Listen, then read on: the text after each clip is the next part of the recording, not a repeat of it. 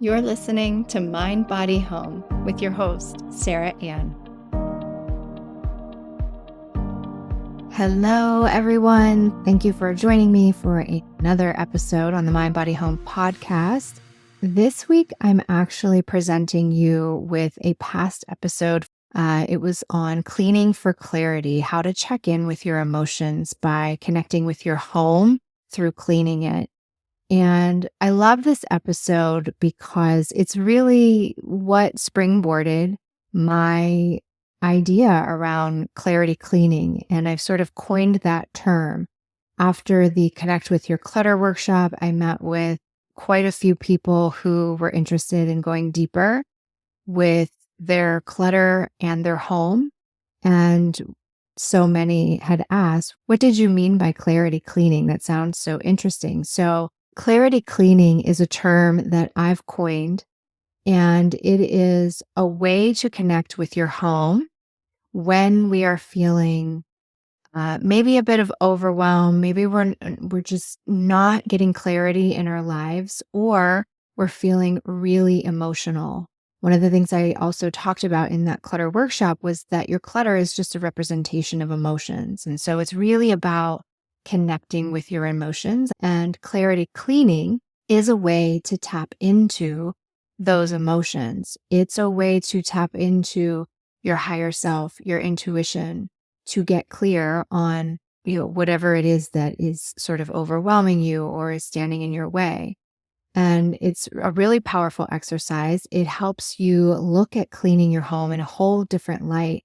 And when you work one-on-one with me and, you have a really great assessment of your home, how the floor plan mimics your life story, right? It's such a beautiful unfolding when we notice certain areas of the home are cluttered or that we tend to disregard. And when we bring some awareness to those spaces, we can see the connection with, oh, this is what's going on in my mind. This is what's going on in my body. And this is where it's showing up in my home. So your home is an energetic map for you. And it's just another way to get out of your head. So a lot of us know about somatics, right? The word somatic means of the body. And a lot of healers, a lot of practitioners are using somatic work for healing traumas and repressed emotions. Well, I'm doing the same thing, but I'm using the home as the reference point, okay, to get out of your head and into your home. And clarity cleaning is one way to get clear. It gets the energy moving. I mean, think about scrubbing a bathroom or a kitchen, right? It's work. And when we're moving that sort of energy, we're moving not only our physical body, we're moving the energy within our home, and we're moving the energy in our minds. And if we bring some intention to our cleaning practice, then we can get some really great intuitive guidance and get clear, right? That's the goal of clarity cleaning. So I'm bringing you this past episode to sort of give you a reference point of how I came up with the term clarity cleaning. And I challenge you, if you've been feeling a little overwhelmed, if you haven't been very clear on what's next or what direction to take, or there's a million different things that could be going on in our head, whatever we keep cycling in our head, use this time with cleaning to connect. And just like you would with your body, connect with your home on that same level. Again, remember, this is a past recording, but what's really also interesting is I listened back to it to just, sort of check myself, make sure that the information wasn't like super outdated or inconsistent or inaccurate. And what I loved about this is this was almost exactly a year ago that I recorded this. And so I'm speaking about the spring equinox. I'm speaking about large astrological events. And it's so amazing to see how these patterns are repeating themselves year after year, right? So there's a lot of truth to what was said last year. It still applies for this year at this time. And the other thing that you'll hear me reference is that there were aspects of my business that I was wanting to let go of, but I was struggling to get clear on how to go about it. I had been holding on to this idea of coaching so that I could integrate my passion and joy of self and spiritual development, all by using the home as a playground as opposed to just designing for aesthetics. So it's amazing for me to listen back to this episode and see how my business has evolved. What I put out a year ago has already manifested into what is now mind body home alignment sessions. And clarity cleaning is one of many tools that has helped me get there. So, repurposing this episode is enlightening for me, and I hope that it is helpful for you. Please enjoy this previous episode on cleaning for clarity, checking in with your emotions.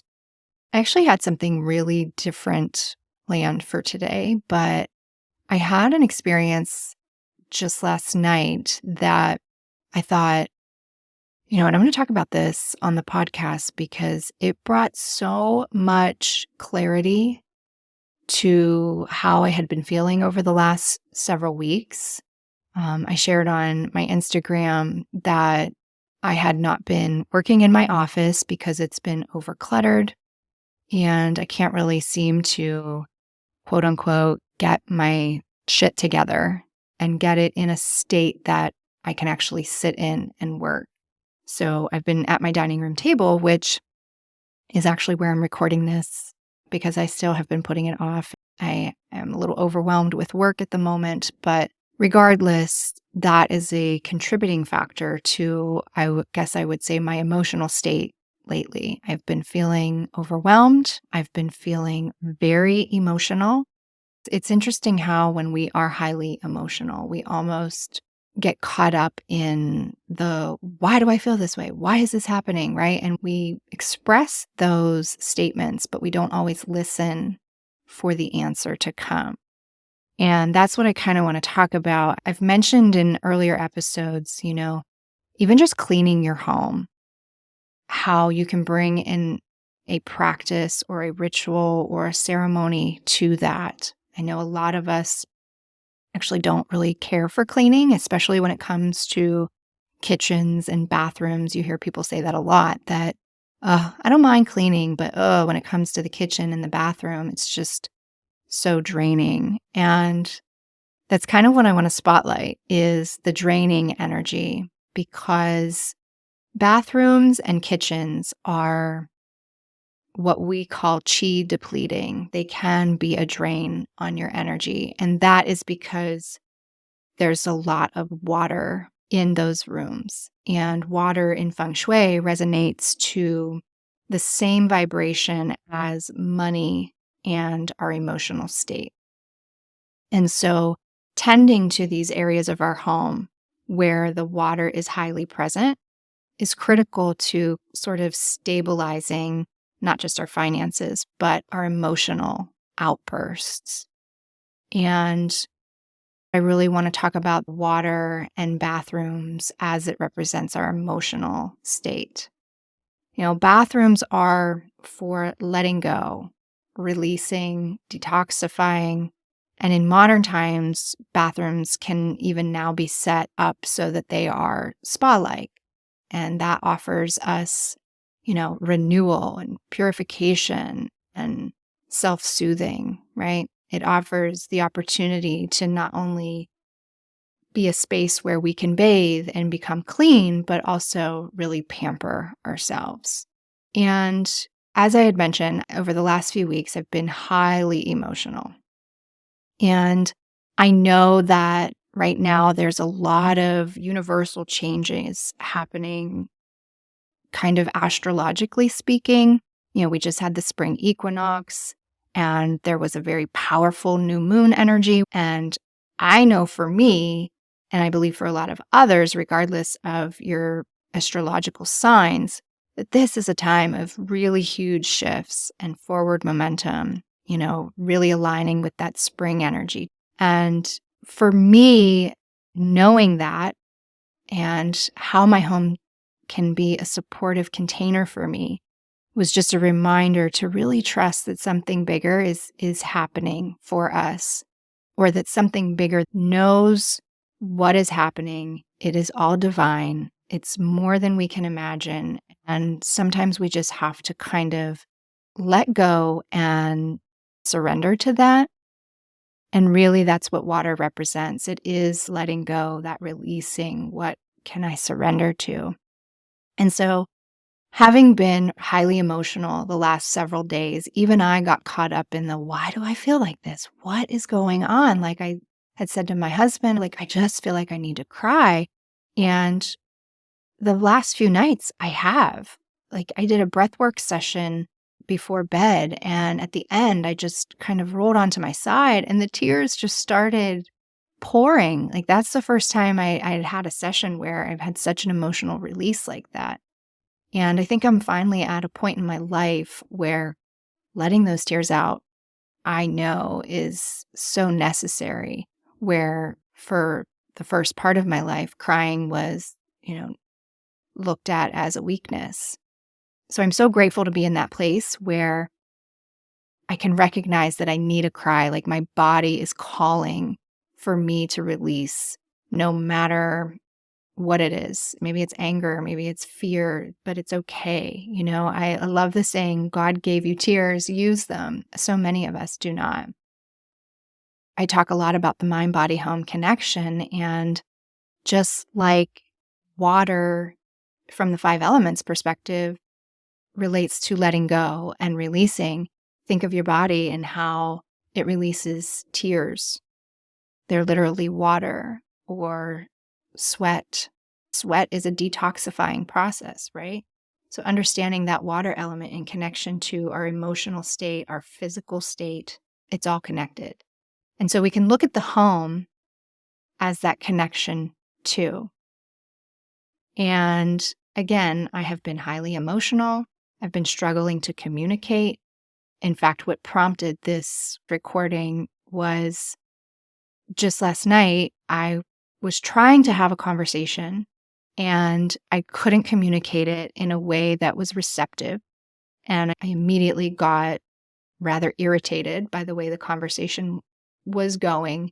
And I just sort of walked away from it because thankfully I have enough awareness now that when I can feel that bubbling up in me, it's best for me to walk away.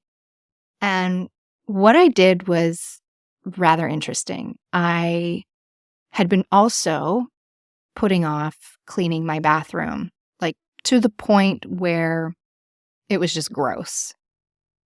And just like we all tend to say, I don't have time for it. It takes so long. There's other things I need to do. How interesting that I was putting off tending to the cleaning of my bathroom while I was also experiencing this pent up emotional state that I just couldn't find a release for. And so instead of sulking, I decided I'm going to clean the bathroom. And what's interesting is I wasn't even really aware in the moment. I was just like, you know what? There's nothing else to do. I obviously am bad at communicating right now.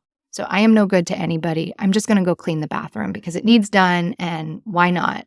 I don't know about you, but cleaning is like something I'll do when I'm sort of angry and irritated and I don't really want to associate with anyone. I'll go find something to clean. And what was interesting is, like I said, my office is a mess. So I debated, do I clean my office or do I clean my bathroom? So I decided on the bathroom. And what came up for me was so kind of awesome and cool. And that's why I wanted to share it with you.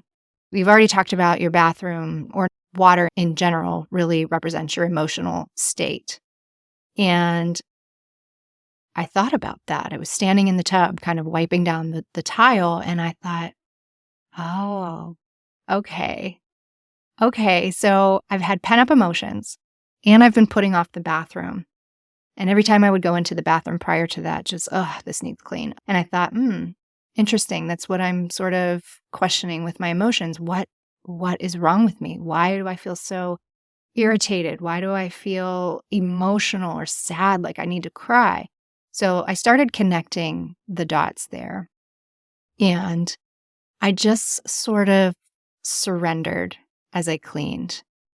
I just opened up space to connect with my home and thought, okay, I can clean in here and I can ask my home questions and I can just listen.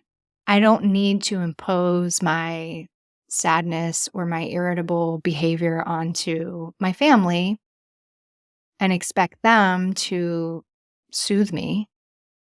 But I can with my home because my home, what I've come to know, speaks back to me, but in a very different way. And so that's exactly what I allowed it to do. I worked with the energy of my home and I gave it the opportunity to be there for me. It listened to me, and through it, I was able to hear my own inner guidance.